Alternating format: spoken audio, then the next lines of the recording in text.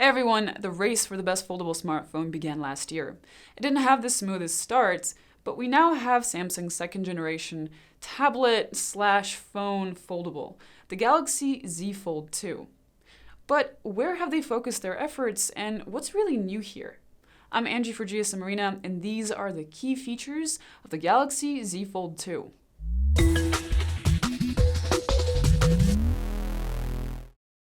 The first thing that you'll notice is that there's a much larger screen on the front. Last year, the front screen was quite small and its usage cases were quite limited. Now, the larger front screen means that the Galaxy Z Fold2 will have a much better user experience even when the phone is folded. They've also chosen to go with punch holes on both sides. This is great because it not only saves in precious screen real estate, but it also looks much more elegant. Unfortunately, you'll also still find a gap between the two sides of the phone when it's closed, but it's smaller than before.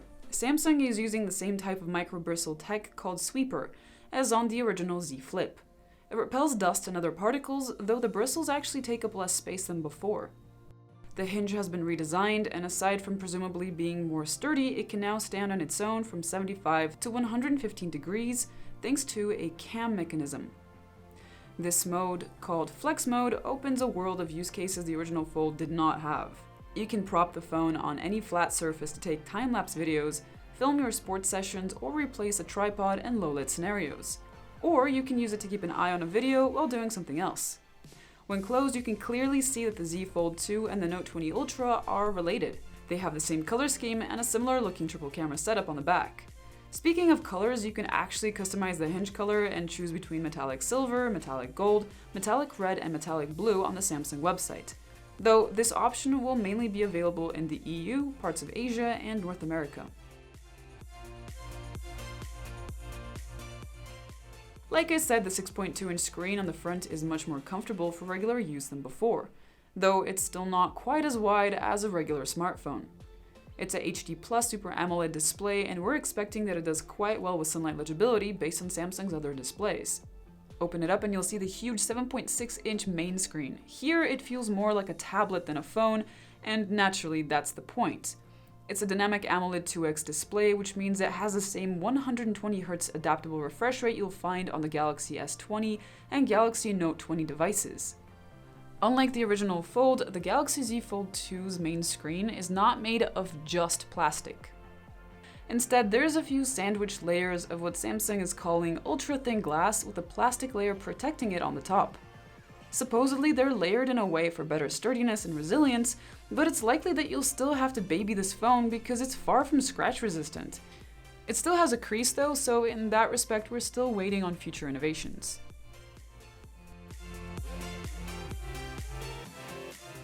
The Z Fold2 has a 4,500 mAh battery, which is larger than last year's.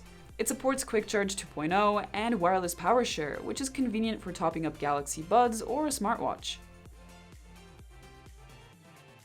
Unlike the Note 20 series, which has a controversial choice of chipsets, the Z Fold2 comes with the flagship Snapdragon 865 Plus and 12 gigs of RAM, no matter which country you're in.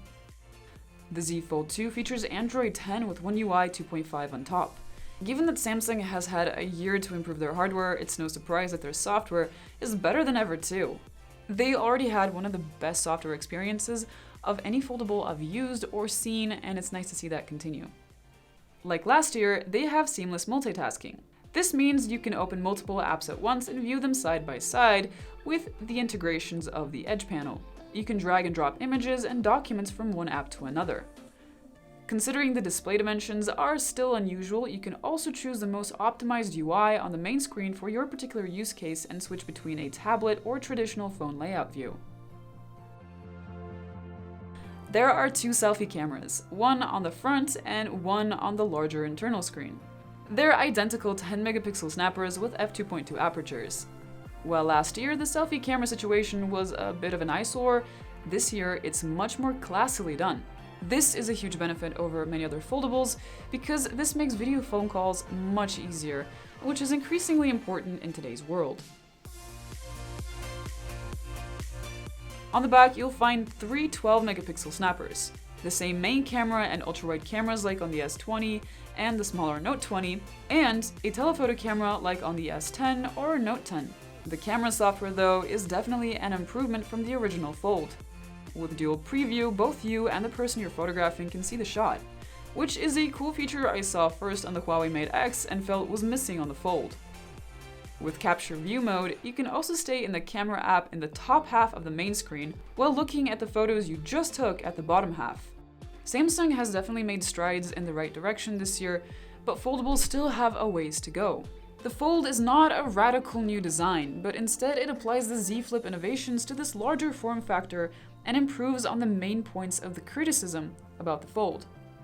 So while this tech is still new, fragile, and expensive, it's also much more refined than last year and, more importantly, much more functional and usable.